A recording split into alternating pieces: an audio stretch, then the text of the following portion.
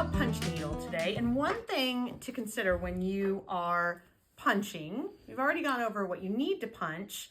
With punch needle, you actually have a decision, or you can combine your plies as far as your loop side. So for this piece, my long loopy side is the front. Some people punch and they prefer this side. You can see I didn't because I have these little gaps. That would be filled in more if I wanted this to be the front. I don't normally use this as my front, but sometimes I will accent an area. I'll take it out of my frame and I'll flip it around, and you'll see what I mean in a moment. So where punch needle is the opposite of rug hooking is if I were rug hooking, I would have my fluffy side up. For punch needle, I'm actually looking at this back side while I'm working.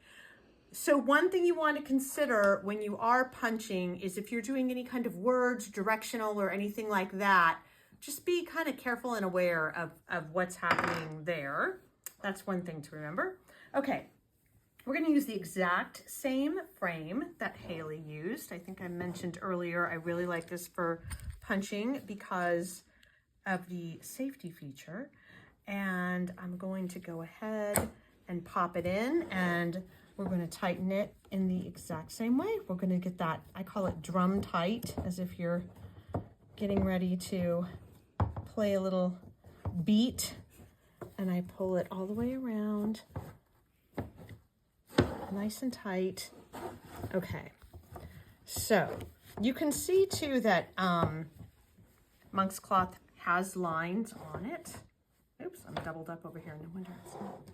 And I'm not too shy about putting an area that I already punched. If I need to put it in the hoop, I do. It may not be the best, but sometimes I do that if I have a larger piece and I want to get to the edge. Okay, so I'm going to take my Oxford punch and I'm going to thread it. Now, one thing you'll notice different about these two punches is the smaller one has a little bit of a guide.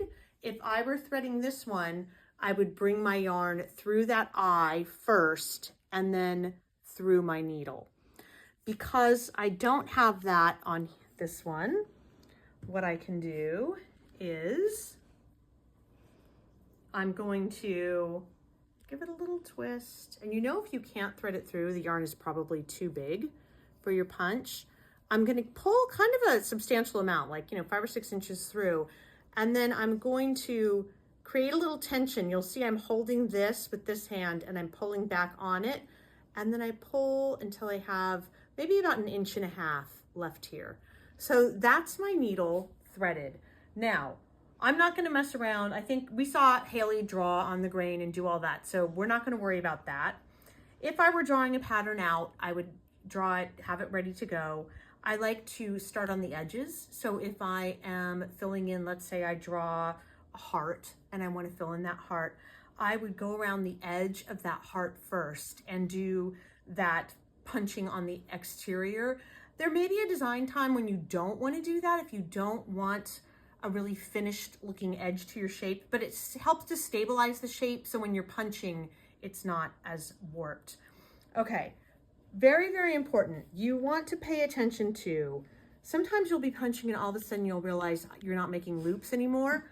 90% of the time that's happening is because you've used up sort of all of your slack material. So we really want, you don't necessarily have to have it all piled on your hoop, but I want to demonstrate for you that we need to have this really free and easy. Sometimes if I'm sitting down, I'll accidentally put it between my body. I like to sit when I punch at home, just be aware of that. All right, so the opposite, everything is sort of the upside down when it comes to punch needle versus rug hooking. What we're going to do is I'm going to always punch straight up and down.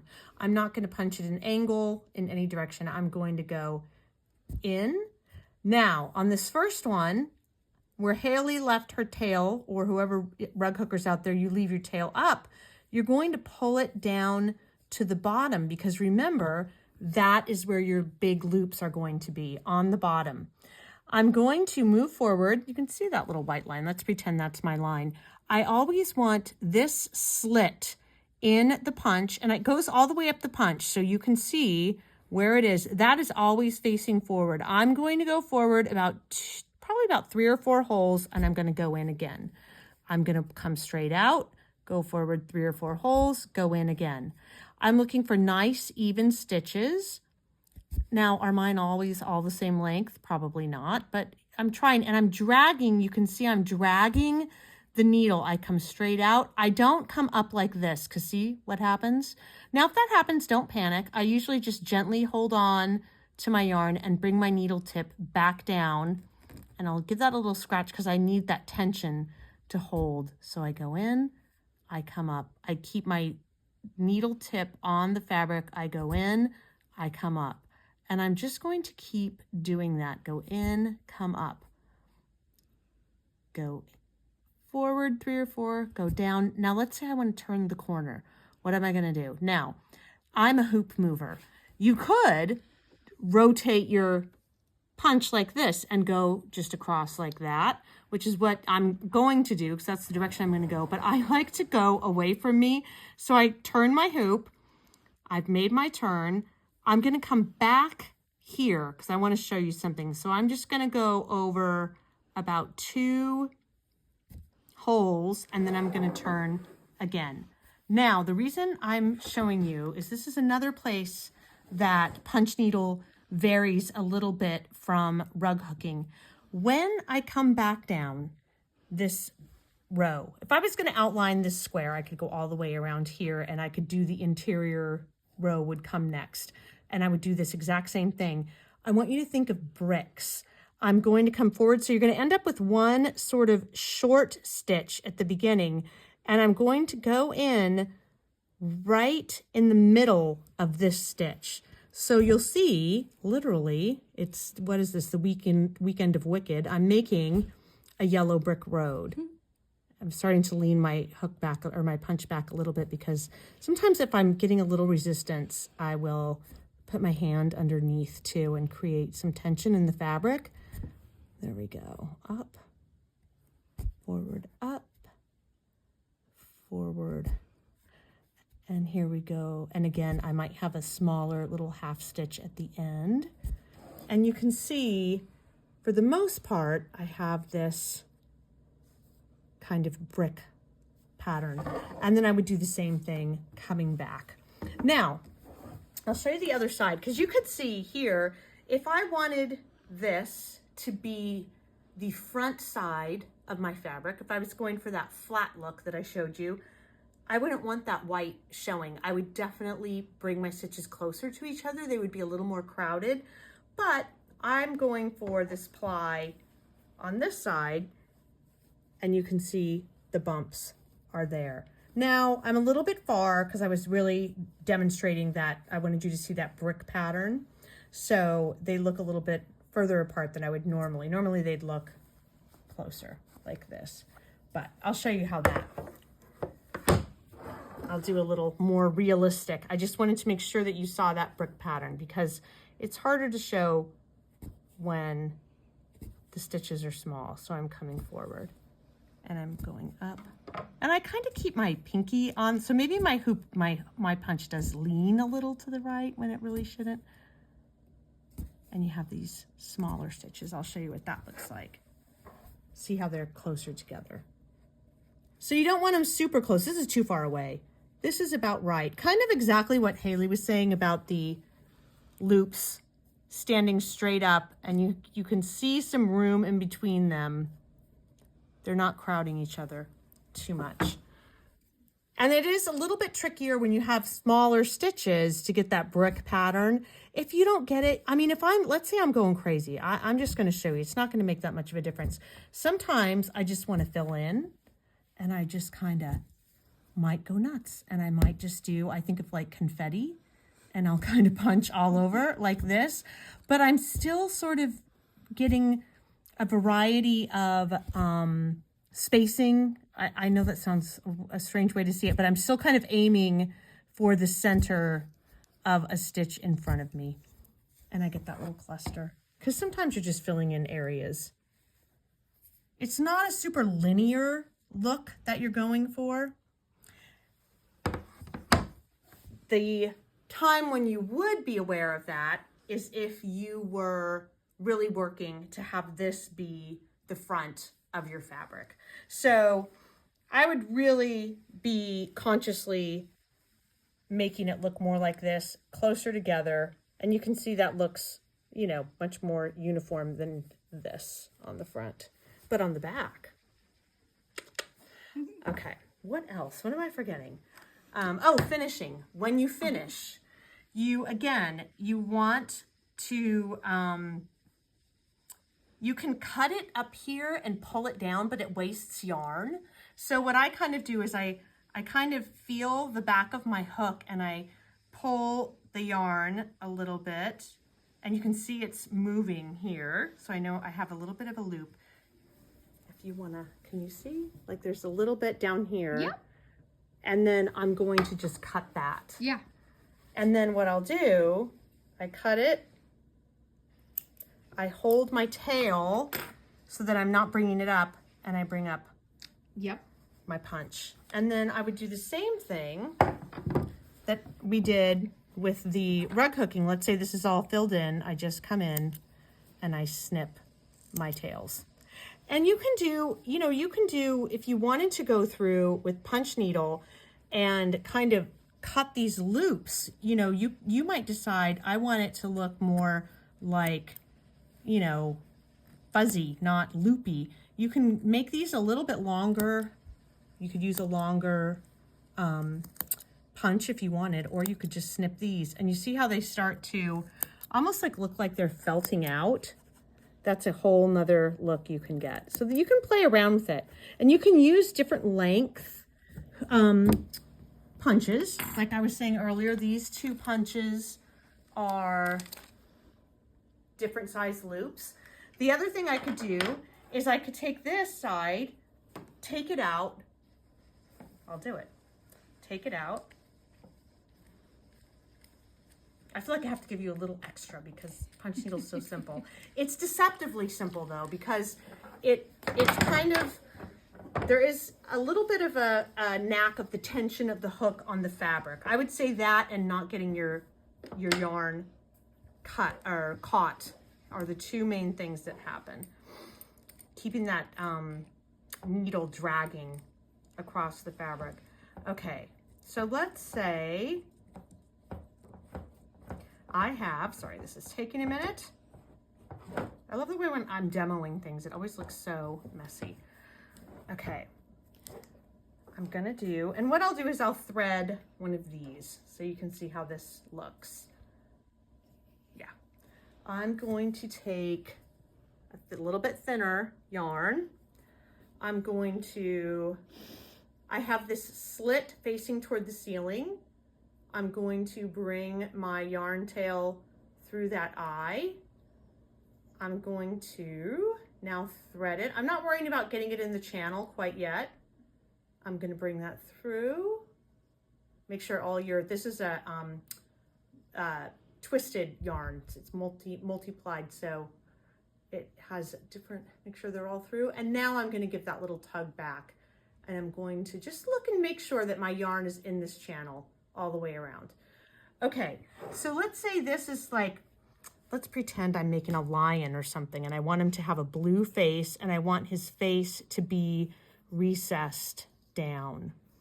I could come along with this from this side. I'm going to pull that back and I'm going to do little stitches. Go ahead and use this to create a relief. If I go back and forth, I don't think my hoop is quite tight enough. And then I'm gonna turn. So you can see now I'm getting that flat look next to the longer look. I have my hand underneath giving me some tension because I'm not on my hoop. Now I'm also really crowding these stitches together because I don't want to see that white fabric on this side And I'm trying to do that brick pattern as well. I definitely think it's a little more challenging to do, oops, I'm gonna do just a little jog over. So I need my opening to face that way. Now I'm rotating my opening this way and I'm coming forward, forward.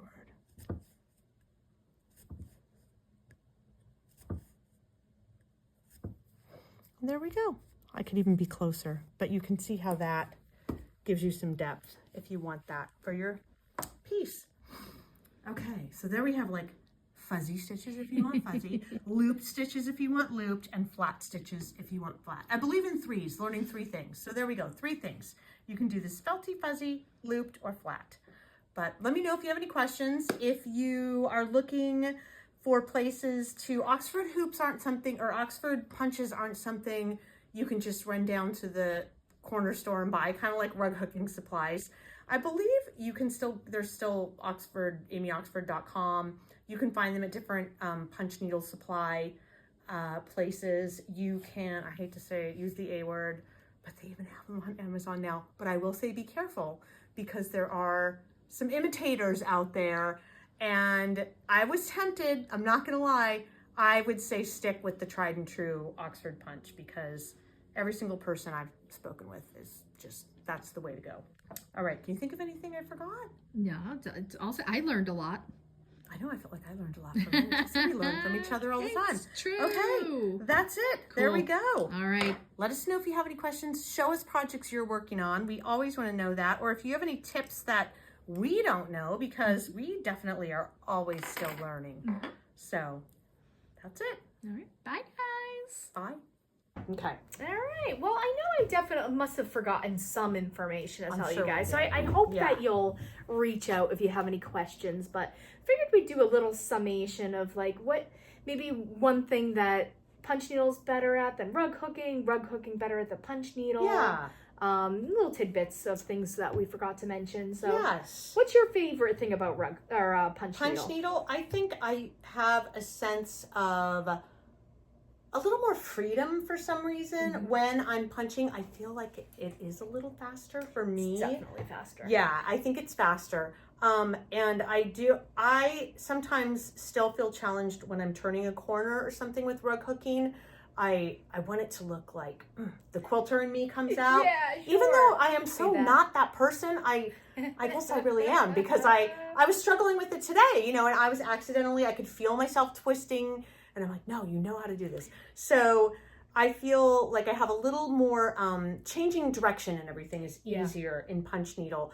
I think if I was going to do maybe some text or something, I wanted to have a little more control and like concise shapes or something, I would want punch needle.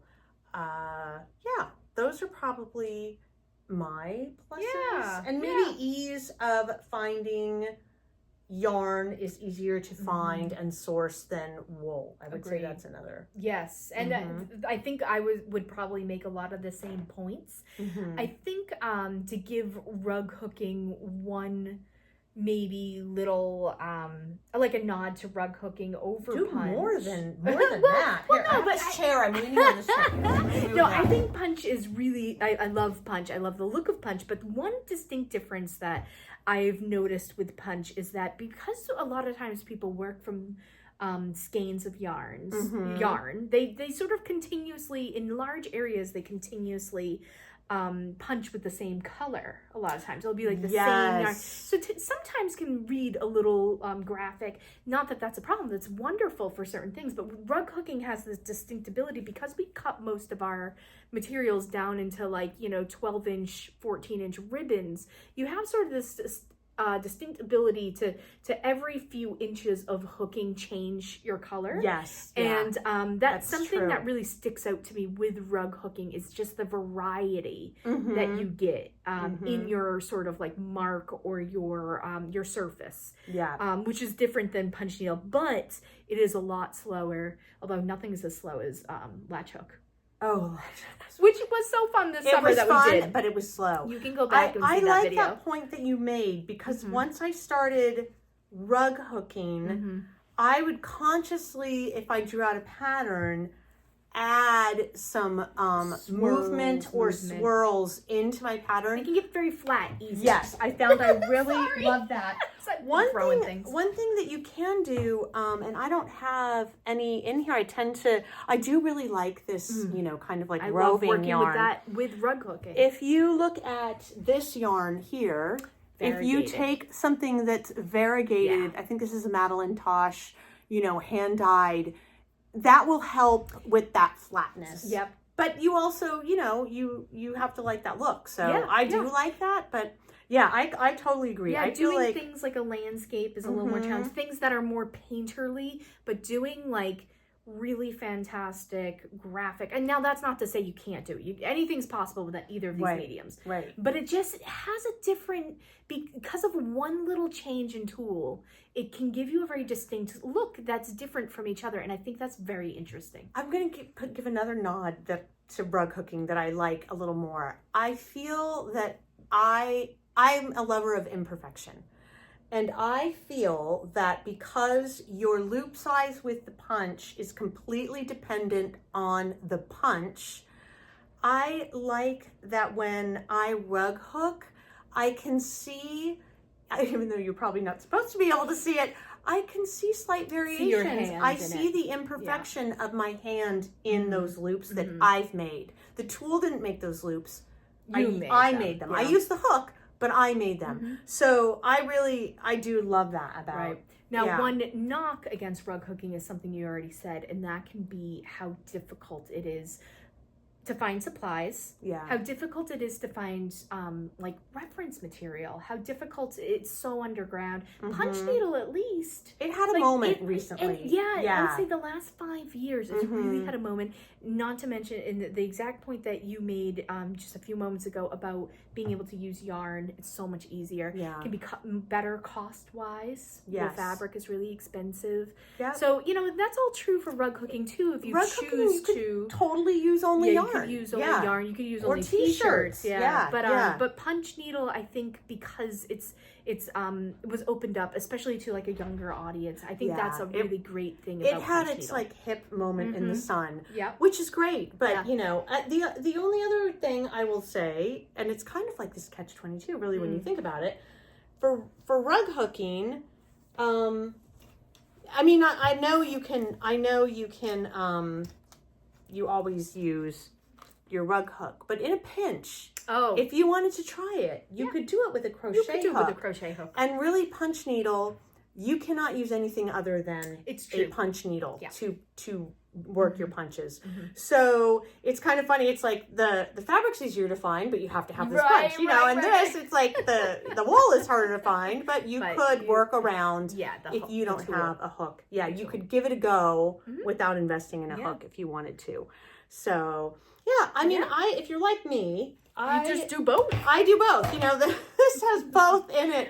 And the next little project I'm going to work on is going to have, I think both, and probably a little embroidery as well, because I have a little mixing. Yeah, Mixing I is wanna really, mix. and that's we're talking about punch needle having its moment. Right now, it's all about mixing. It's mixing materials, mixing techniques and supplies, and Yeah, and seeing what you can come up with, especially when you're trying to be expressive with it. So. exactly. Which is a little beyond what we just spoke about today. We kind of just covered the basics of making, like, using these techniques to make a small Right. match or something, but yeah, you can take it. you have to have the 14 basics, steps right, further. to add on to it and build. So, but the nice thing is you could have the basics, do it, in a few different things, Yeah. and then you start weaving them together. And I think when you challenge yourself to put things together, you learn more about Yeah. how different things work. Mm-hmm. I do, at least, and so I feel like it makes me a little more Yeah, you proficient learn in a different way. about how they work, but you also learn about their strengths and weaknesses, Yeah. which is exactly what we're talking about. We're Yeah. just comparing the two, and okay, so what makes this superior to this, and then Yes. this superior to this? And I'll say, like, okay, I'm going to use the. Yes, I'm going to the little I'm cat. I would be challenged if I'm rug hooking to get this beautiful curve. I think Haley is so good at it. That would be a little bit harder for me. But if I'm But you're punching, Yeah. I can find that curve, and Yeah. I would be, you know, Right, have a little picking bit. out the best of the medium Yeah. for you, and then choosing Yes. to do certain areas. I'd be in like, that. okay, I'll punch those whiskers, and then I'll know. Nothing wrong with that. So, so and yeah. but thank you guys so much for spending this time with us. Yes, we for always 2 love weeks, spending and- a little time with you Yeah, guys. Yeah, and like we said, just please reach out. We love for this to be a very interactive community. Yeah, you can throw stuff in the comments or go see us on our Patreon page or go to our website or our email, Yep. expressivestitch@gmail.com. So, all right, we'll Keep in see touch. you soon. Happy Thanksgiving. Oh, yeah, it is Thanksgiving. You might see this after Thanksgiving, but for us, it's almost Thanksgiving. Happy Thanksgiving. Bye. Bye.